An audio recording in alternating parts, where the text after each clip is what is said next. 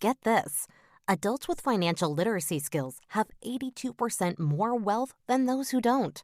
From swimming lessons to piano classes, us parents invest in so many things to enrich our kids' lives. But are we investing in their future financial success? With Greenlight, you can teach your kids financial literacy skills like earning, saving, and investing.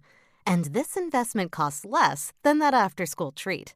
Start prioritizing their financial education and future today with a risk-free trial at greenlight.com/get-started. That's GREENLIGHT.com/get-started.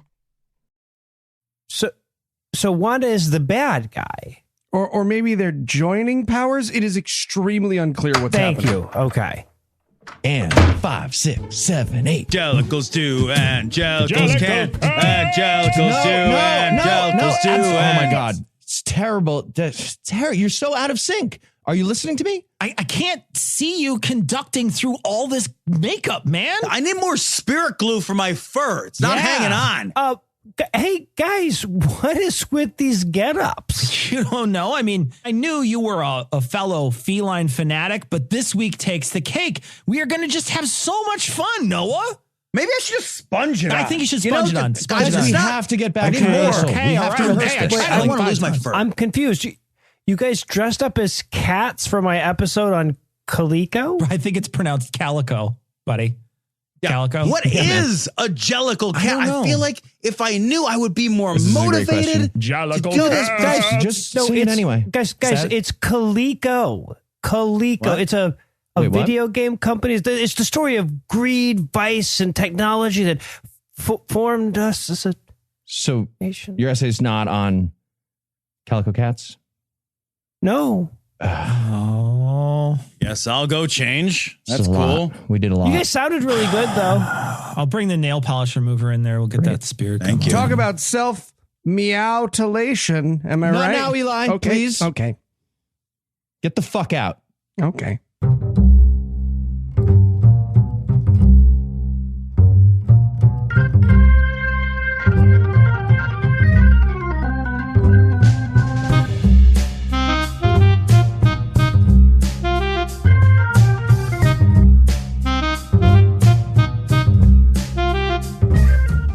And welcome to Citation Needed, podcast where we choose a subject, read a single article about it on Wikipedia, and pretend we're experts because this is the internet and that's how it works now.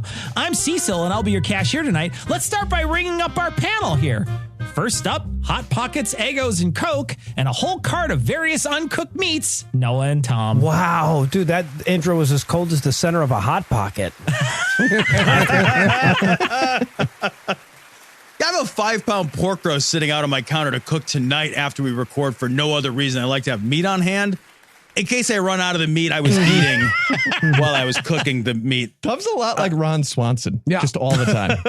Also joining us tonight, a cart full of scotch and cheese, and 5 packets of nutritional yeast, 4 heads of lettuce, and a pallet of toilet paper. Heath and Eli. Yeah, all right, you nailed my stuff. Yeah. Great. I love how we start every episode. It was with a this. tall cart full of scotch and cheese. and ballast. Somebody actually made a remark when I was buying scotch and cheese recently. I was at a liquor store. They happen to have cheese too. So literally all I was buying was like a bunch of scotch, amazing. a bunch of cheese. Was his like, remark, "Sir, you're crying"? My remark was, "You still have to sell it to me." I was hoarding toilet paper before it was cool. That's all I'm saying. Before it was cool. Hi, patrons. Looks like you gave a little extra. Oh, that's on purpose. I wish everyone was nice as you folks are. And if you'd like to learn how to give us a little extra, be sure to stick around till the end of the show. And with that out of the way, tell us, Noah, what person, place, thing, concept, phenomenon, or event will we be talking about today? Today, we're going to be talking about the story of the Coleco Corporation. Okay. All right. So why did you pick this topic? Because the story of Coleco is, in my mind, the perfect encapsulation of the 80s. It was a company started with, like bootstraps and gumption or whatever back in the 30s. And then through thrift, innovation, and elbow grease, they grew over the decades into a well-run, diversified, and profitable company. And then the 80s came around. They switched their business model to electronics and hype. They squandered hundreds of millions of dollars in revenue through nothing but coke-fueled hubris. This story is like a reverse monkey paw situation where the genie is just doing his damnedest to grant somebody's billionaire wish, but the wisher keeps managing to somehow fuck it up. Sounds amazing. No, I really do want an 11-inch pianist. Stop making me repeat myself. It's going to impress this girl, then she'll let me fuck her. So Coleco began in 1932 as the Connecticut Leather Company, supplying leather and shoe findings to shoe repairers, which I was sure was a Wikipedia typo of shoe bindings, but apparently that's a blanket term for all the shit shoemakers need that isn't leather, like their tools and shit. Anyway, by 1938, they expanded out to rubber footwear as well. Big shit there. And during World War II, like pretty much anybody operating an American factory, their business exploded. Metaphorically, I guess a lot of factories were literally exploding at that time. Probably should have used a different euphemism. The point is, business was really good. By the end of the war, they were manufacturing shoemaking machinery, hat cleaning equipment, which was apparently a thing once, and equipment? As the Wiki article puts it, quote, even marble shoe shine stands, end quote. As if that was like the lofty ambition they'd started the factory with in the early days. I am 100% going to get you a Gen 1 marble shoe shine stand for your birthday. War. Huh. Yeah. What is it good for? Oh, well, I guess the shoe business. Fucks that whole song up, doesn't it? Hey, didn't see that coming, actually.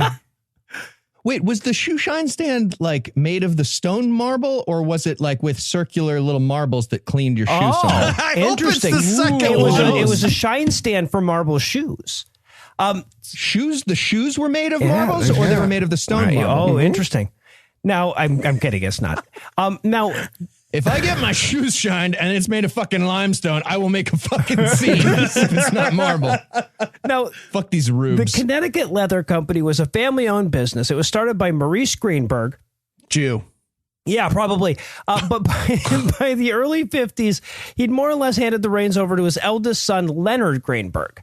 Probably. And apparently, Leonard didn't care much for all this shoe bullshit, so he set about diversifying and trying to find some other focus for his company. Well, he found that in 1954 when he introduced a line of leather crafting kits for kids at the 1954 New York Toy Fair. Okay, that's an awl. So literally a sharp metal spike with a handle for kids. That's part of it. Yes. Hand-powered sharp thing. They made hand-powered sharp thing. Yes. And they brought it to fucking toy all fairs. the toys back then. Yeah. I mean, he was right next to the Play Uranium booth, right? At that point, probably. But this was great for business, right? They were cheap to manufacture. They could use the lowest imaginable quality of leather on these things, and they sold for a crazy markup. Replace information for leather, and you have the college textbook industry. Oh, Cecil, textbooks are now much cheaper than when you were in college. They have this thing called the printing press now, so you don't have to carve them. You don't have to carve them anymore. We're going to get to the printing press later on in the story. Ageist, not fun. So within a couple of years, the company shifted their focus wholeheartedly towards toy manufacture. This change was further cemented in 1956 when Leonard read about all the exciting new shit that was happening with plastics, especially the emerging technology of vacuum forming. That led, among other things, to the Connecticut Leather Company becoming the world's leading manufacturer of above-ground swimming pools. Coleco. I just got that. Connecticut Leather Company. Well, so yeah, it also led to the whole Connecticut Leather Company name being a bit vestigial since they were a pool manufacturer. So in 1961, the leather and shoe findings portion of the business was sold off, and the company was renamed Coleco Industries, Inc., and a year later, they went public at $5 a share. So now, this is also where we introduce the reverse monkey's paw here in the person of Leonard's brother, Arnold Greenberg. Jew. Thanks. Good to keep a running tally, Eli. Thank you. Thank you. Thank you. Arnold started off his career as a lawyer, but as the company grew, Leonard's invitation to come work for the family business got ever more appealing. No, I'm tempted to just say Jew whenever we say Eli. I won't. See, You only do it when you introduce me. Yeah, right.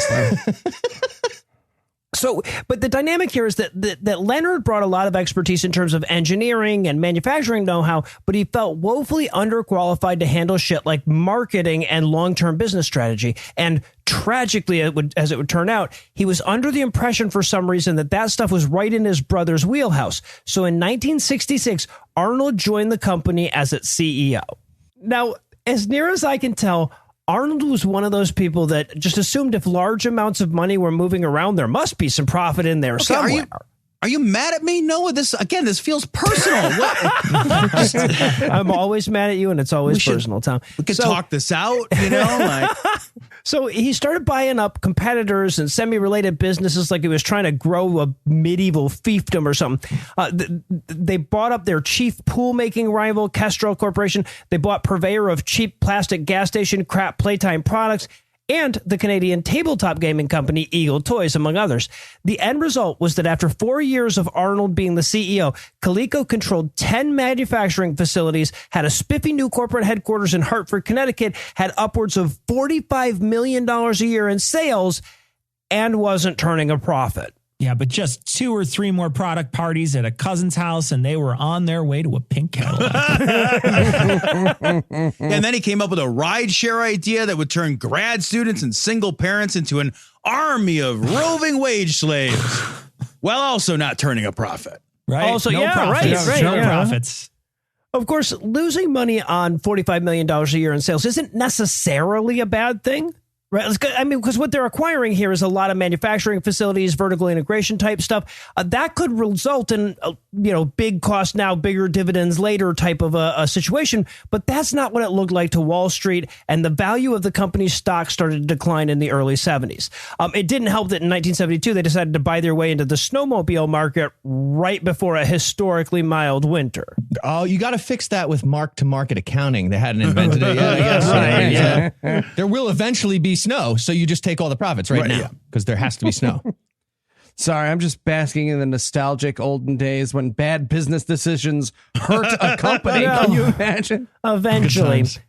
But despite the shaky results of his strategy so far. What was the strategy, Noah? Because we're selling toys and pools and shoes and now snowmobiles, and you're just using the word strategy like it means something over here. It meant more cocaine in Arnold's nose.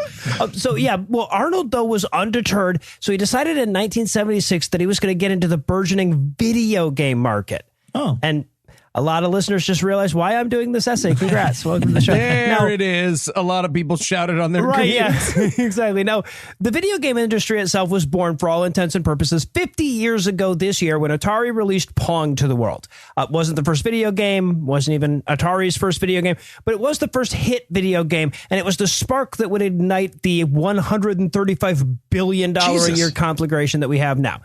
3 years later, Atari would kickstart the home video game market with the release of Home Pong, and that would be so successful that every company in the history of anywhere that had the manufacturing chops required to pull it off was jumping into the Pong clone market.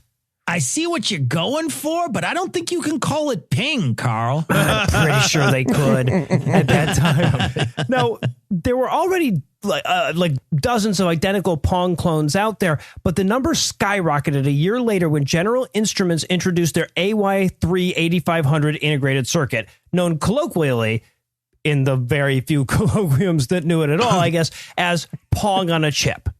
So now, instead of a manufacturer needing to be able to make microchips to enter the video game business, they just needed to know how to plug them in.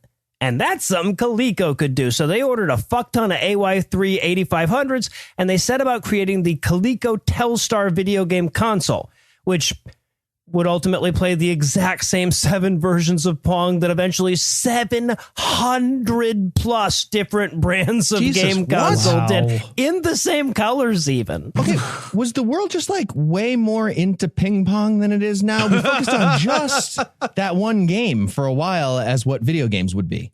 Yeah. Yeah, I mean, can you imagine video game makers today trying to release identical video games year after year? Consumers would go madden. Sometimes you just got to answer the Call of Duty, though. I get it. I tried for so long to come up with, fuck. Off the top. How So dare I you? spent a fortnight trying to get a pun there. Now, but luckily for Coleco, though, the genie put his thumb on the scale a bit here.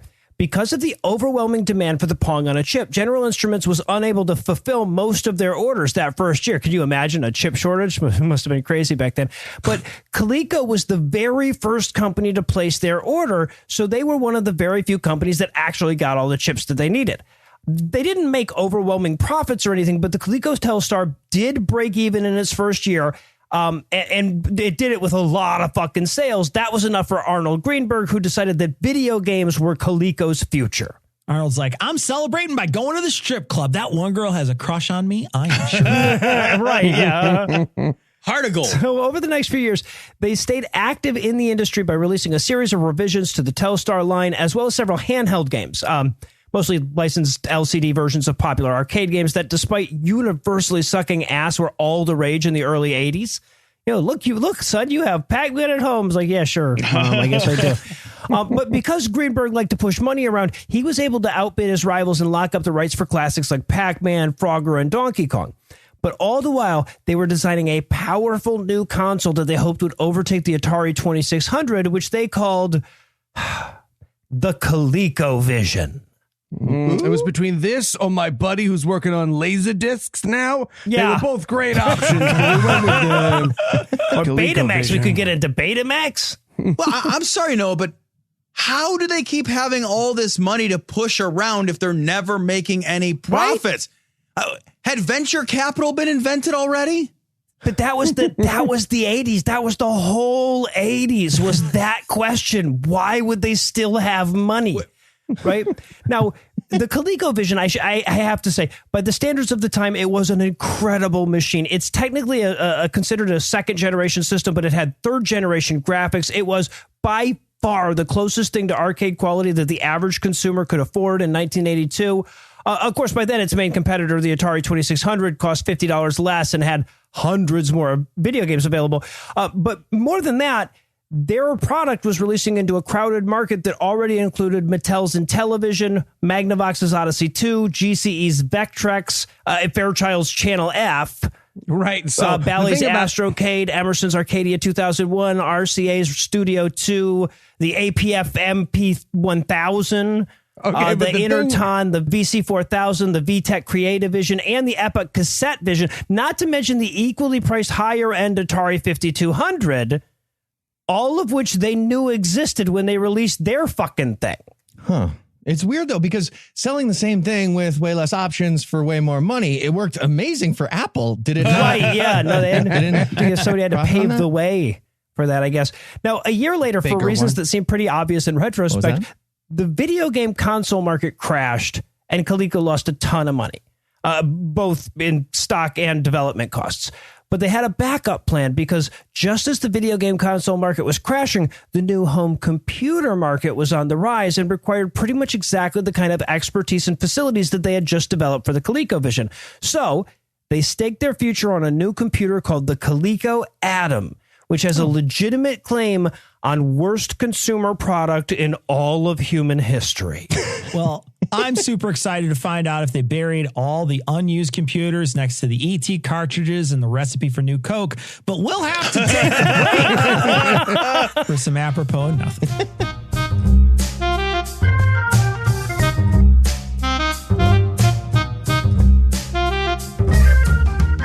Hi, welcome to 1980s Video Game Store.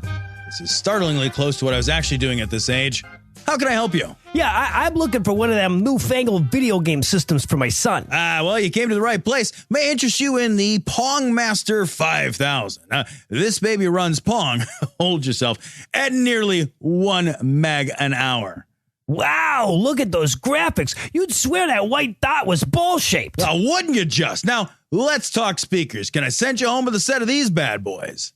Oh, those are speakers. I thought you had a truck backed up into the center of your showroom. A But common apparently- mistake. But no, these are indeed speakers. And if you want to experience Pong the right way, You gotta have a set of these, top of the line. You know what? I'll take them. When can you have them to my house? 1992. Wow, that's fast. Well, you do live next door. We aim to please. I do.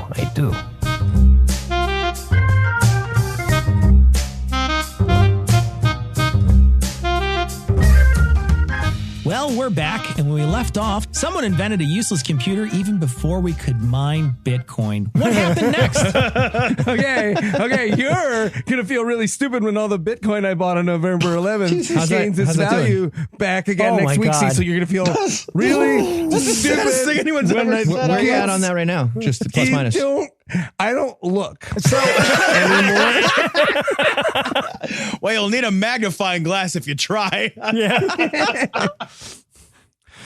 All right. So speaking of, Are you okay? You're hyperventilating. I'm fine. It's fine. It's just better not to think about it.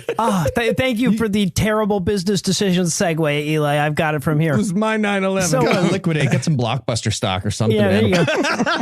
So I love this story so goddamn much. When the Coleco Atom was introduced to the crowd at the Summer Consumer Electronics Show in 1983, it was encased in a shaded plexiglass box. The representatives would be happy to answer any questions you might have for it or even take your money for advanced orders. But if you wanted to actually try out the prototype that they had on display, you were going to need a gun and an escape plan because, and this is for reals, even with the company's best engineers on site to fix any problem that arose, they were afraid that if people tried to use the thing, it would catch on fire. Yikes. As the prototypes and eventually delivered products had an annoying tendency to do. Hell, the glass they were hiding behind was shaded so that it wouldn't be as obvious that many of the components, like the tape drives and shit, were handmade, non-functional models. Yes, sirree. Every single model has a hand-whittled keyboard. Let me blow the shavings off for you. Hold on, I'm going to blow the shavings. It's on fire. Shouldn't have blown so hard. And when we're done selling the Coleco Atom, I also have this Ford Pinto prototype and something I like to call a Galaxy Note for you to take a look at. Here's an Acme bowling ball. Check it out. With a wick. Here's some Bitcoin. They're having a half off sale right now. All right. So now this is a story that people who follow the electronics industry know pretty well by now, but it was a fairly new story back then. It's that thing that happens when the product starts with marketers telling the engineers what it's going to cost and what it's going to do, and then responding to their objections with various forms of go fuck yourself. The Coleco Atom was going to cost $525. That's about $1,400 in today's money. And it was going to come with a printer, which is amazing given that a very low quality computer printer at the time would run you about $600. Yeah. Turns out that lying is amazing for margins. isn't it? That's really good. That's true. So eventually that retail price crept up from $525 to $600 and eventually to $725. But that was still way too cheap to make a computer that was any fucking good at the time. In June, Coleco was promising to start shipping the computers in August. In August, they promised it would be shipped before Christmas. Then they missed their September 1st ship date for that. They missed their September 15th delivery date. And their October 1st one, and their October 15th one. Jesus Christ. By then, tech magazines were already warning potential customers of persistent problems with production and not small ones. Again, the things had a tendency to just catch on fire all by themselves. And by the way, even when they were working the way they were supposed to, they made more noise than a fucking lawnmower. Yeah, the screensaver was a flock of winged wood chippers. And by the way, the design was so fucking stupid. The entire power supply for the whole computer system was built into that printer unit that they insisted on. So the thing ran at approximately fire temperature. And the part you put paper into. Yeah. Right. The thing that holds paper was where they put the super hot power supply for the entire device. And third-party companies had to come out with separate power supply units that were far away with a long wire that let you run the Atom system without the printer so it wouldn't literally burst into flames. Was this an internal combustion computer? It doubled as a space heater. Kids are shoveling coal into your computer. Faster, Timmy. That would have been much I want to play safer. Number Munchers. I mean, can you imagine the suckers who fell for these promises, though? I mean, you got to feel bad for them. Yeah, and any word on when that Steam Deck you ordered is coming in? You know what, Tom? You know what? How's that HODL going? So ultimately, the company did manage to ship about 95,000 units before Christmas of 1983 into a market that was starving for home computers. That was less than a quarter of what they originally said they were going to send out. And that was the number before customers started returning them, saying that they were either defective or caught on fire or, some combination of the two. And while the exact return rate isn't known, or at least I couldn't find it, the magazine Creative Computing reported at the time on one store manager saying that 5 of the 6 atoms he sold had been returned, and he suspected that the other one hadn't been opened yet. The guy who wrote the computer's manual reported receiving 300 calls on Christmas week alone from owners with problems, many of whom, according to his recollections, quote, were on their 4th or 5th atom. End quote. What? That's why you don't put your phone number in the mail. Yeah, right. But I like that you could call the guy that wrote the manual direct, though. Yeah, well, they had that's fucking service. Weird thing to do. Yeah, no, they had a number that, they weren't expecting that many calls. But before the terrified stockholders forced them to shelf the product in 1984, the company had lost a staggering $48 million on it. Okay, so I know it's a problem on Citation Needed. I don't like blaming the victim, but if you buy a thing and it spontaneously combusts, and then you buy it again 4 more times, okay, it has to be your fault somewhere in there. I'm going to say 3. They were giving you one that wasn't on fire when you brought the flamey one in. I want my money back. That's what I want. How does fucking returning it work? It's like, I tried to print the receipt, but damn it, it's on fire again. God, Jesus. I need to return my house now, too. Yeah, please. right. I have a pile of ashes. I don't know. It was a computer. Maybe. Now, normally, this is where the story would end, right? In a universe with a loving God, yes, it would. Absolutely. But that is not our universe. But normally, the company is bankrupted by its hubris, or it learns a bit of humility and it gets back to making plastic swimming pools and shoes or whatever. But even while he's missing deadlines and losing tens of millions of dollars pouring money into this flaming computer of his, Arnold Greenberg is still gobbling up random companies here and there. One of them was the board game company Selcho and Ryder, known for such classics as Scrabble and Parcheesi, and also was the maker of the quintessentially 80s game Trivial Pursuit. Speaking of iconic 80s shit, they also secured the merchandising rights for the show Alf and released a pretty popular cassette-operated talking Alf doll. But most importantly, they lucked into possibly the most iconic 80s product of them all, the right to Xavier Roberts' Little People dolls, which, of course, Coleco renamed Cabbage Patch Kids. For our younger listeners, if you've ever seen a picture of me and thought, oh, I want to shave him and leave him in my house, you'll love Cabbage Patch dolls. That's what right. They're like. So, okay, here's the thing about Cabbage Patch Kids, though. Either you're me and Cecil's age or you don't get it. I don't get it. I seriously don't get it. Right. That's it. Right. There is I'm no almost your age. I still don't get it. Right. There is no modern analog to the popularity of those ugly ass little cherubs. Yes, almost every year now has its must-have gift that parents fight in the aisles for, whatever. But at this point, a ton of that's manufactured scarcity and staged marketing bullshit. With Cabbage Patch Kids, it was for fucking real. And what's more, it was new. Right? Parents had never knife fought each other over a toy before in the fucking aisles. I'm barely exaggerating. There were riots all over the country where parents were mobbing store employees and fellow shoppers in the mad scramble to get their hands on a fucking Cabbage Patch doll. Was it like a TV show or something? No, it was just the fucking doll. People were just the doll. Fucking crazy for it. Eventually, it was everything. It was a TV show and everything else. But at the time, it was just the doll. It was a really creepy show, too. Holy shit. Yeah, it really was. But in 1983, Coleco destroyed all previous sales records with over $3 million shipped, a record that was dwarfed by the more than $2 billion worth of Cabbage Patch branded merchandise that they slung in 1984. There's only two things I remember Cabbage Patch Kids. One, they were always fucking filthy. Like even out of the box somehow they were fucking gross. And a dog had been playing with them always. Right. They had fucking smeared of something. I don't get it. And then they were inordinately heavy. Like you could do kettlebell swings with this doll. I'm not kidding. Okay, true story. We had to carry a Cabbage Patch doll around in junior high for a week as part of our sex ed health class scared abstinent program or whatever they fucking called it.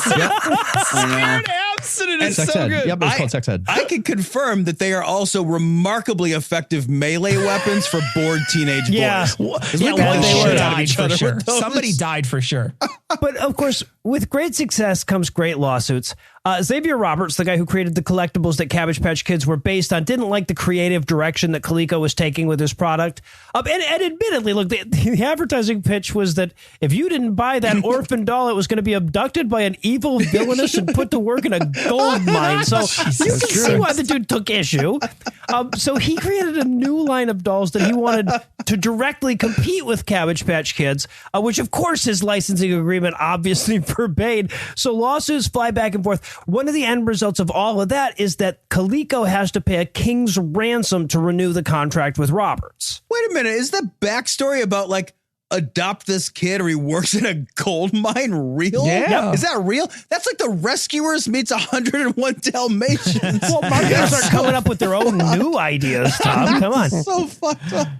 And of course, at the time, just as the tech industry is laughing at what a shit job they did with the Coleco Atom, the larger business press is just throwing all kind of praise on Arnold Greenberg, the brilliant CEO behind both the Cabbage Patch craze and Trivial Pursuit.